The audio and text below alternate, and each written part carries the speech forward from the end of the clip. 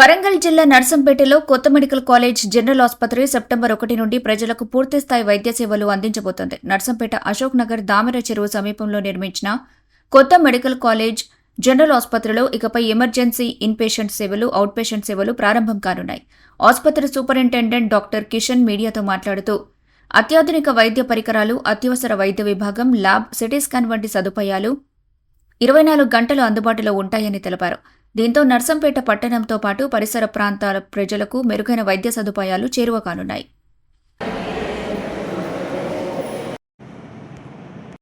So ఇక్కడ మార్చేందుకు main intention ఏంటంటే, ఇక్కడ కొత్త బిల్డింగ్ చాలా బాగుంటుంది. దానికి ఇది only hospital purpose. All the medical కాలేజీకి కావాల్సిన డిపార్ట్మెంట్స్ ఏ విధంగా ఉంటాయో దాని లెవెల్లోనే ఇది కట్టడం జరిగింది. సో ఇప్పుడు మనం ఇక్కడ షిఫ్ట్ చేసిన తర్వాత ఎక్సెప్ట్ పిడియాట్రిక్స్ అండ్ గైనకాలజీ, చిన్నపిల్లలు అండ్ గైనకాలజీ ఆ పాత బిల్డింగ్ లో ఉంటవి.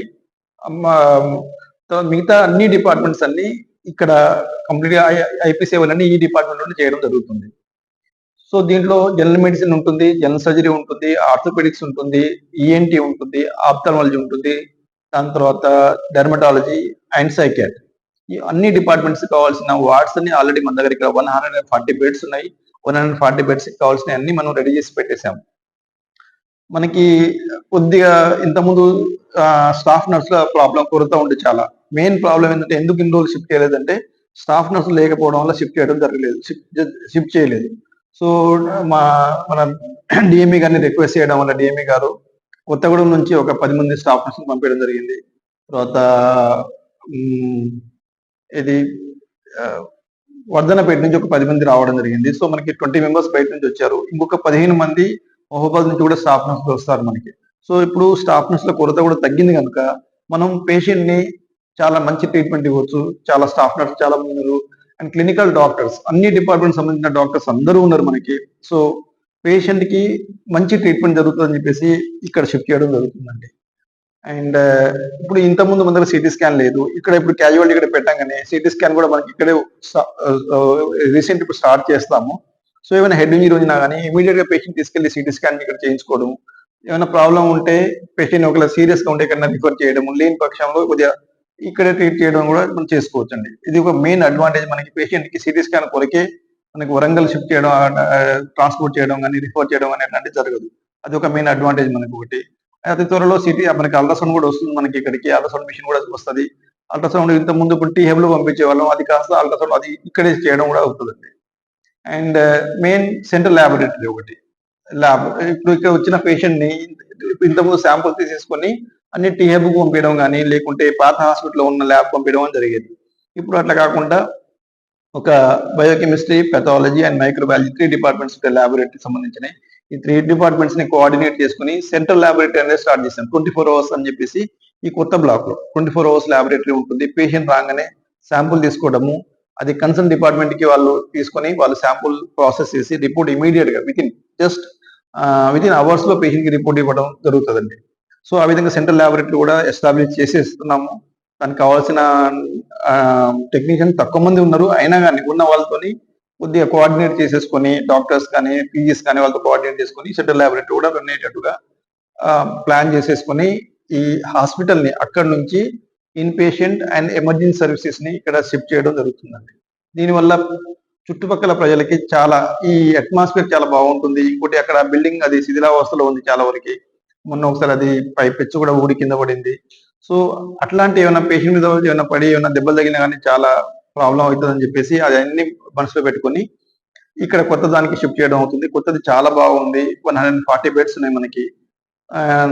అతి త్వరలో ఒక సర్జరికల్ ఓటీ కూడా మనం స్టార్ట్ చేయడం జరుగుతుంది. ఇక్కడ ఆల్రెడీ ఓటీ కావాల్సిన రిక్వైర్మెంట్స్ అన్ని డిఎంఈ గారికి రాయడం జరిగింది.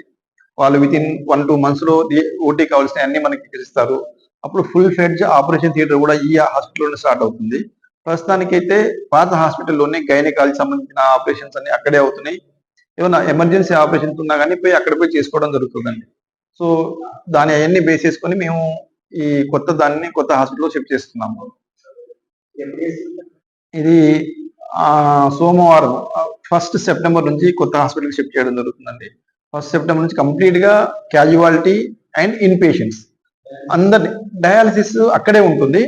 డయాలసిస్ కి మనకి కొత్త బిల్డింగ్ పక్కన స్టార్ట్ అవుతుంది మనకి. అది emergency critical care unit start అవుతుంది. దాంట్లో 10 బెడ్స్ డయాలసిస్ కి ఇచ్చారు. సో అది మనకి అది ఇచ్చినప్పుడు ఆ 10 బెడ్స్ డయాలసిస్ ని కూడా అక్కడ నుంచి ఇక్కడ షిఫ్ట్ చేయడం జరుగుతుందండి.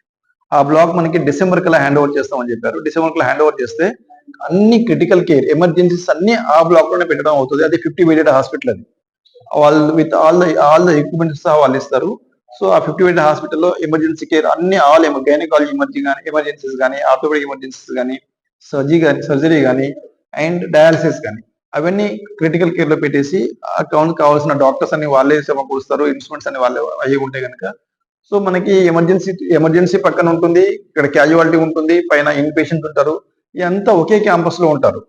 అండ్ ఓపీ కూడా ఇక్కడ ఇక్కడే ఉంటుంది కనుక పేషెంట్ కి ఎక్కడో దూరం ఇక్కడ ఈ దూరం వేరే దగ్గర తిరగడం వేరే హాస్పిటల్ అయితే ఒక దగ్గర ఓపీ ఉంటే ఇంకో దగ్గర దయచేసి మరిన్ని updates కోసం నర్సంపేట మా ఛానల్ ని చుట్టుపక్కల సబ్స్క్రైబ్ గ్రామాల చేయండి. ప్రజలకి ఆ, నా విన్నపం ఏంటంటే అందరూ ఈ మంచి సద్వినియోగాన్ని ఇక్కడ ఒకే దగ్గర కావాల్సిన ఆల్ డిపార్ట్మెంట్స్ ఉంటవి, ఎమర్జెన్సీస్ ఉంటవి అండ్ ల్యాబొరేటరీస్ ఉంటవి, సిటీ స్కాన్ ఉంటుంది, ఎక్స్రేస్ అన్ని ఉంటాయి కనుక అందరూ ఆ ఈ మంచి కొత్త బిల్డింగ్ లో ఇక్కడ ఇక్కడ ఇక్కడ వచ్చేసి ఈ మంచి అంటే మెరుగైన వైద్య సేవలు ఇక్కడ అందించడం జరుగుతుంది.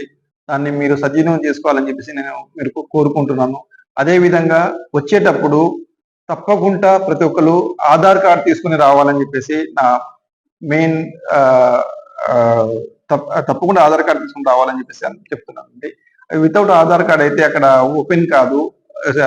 నెట్ సైట్ లో ఆధార్ కార్డ్ ప్రతి ఒక్కరు ఆధార్ కార్డ్ తీసుకుని వస్తే మీకు కూడా వైద్య సేవలు చాలా మంచిగా అందించడం జరుగుతుంది.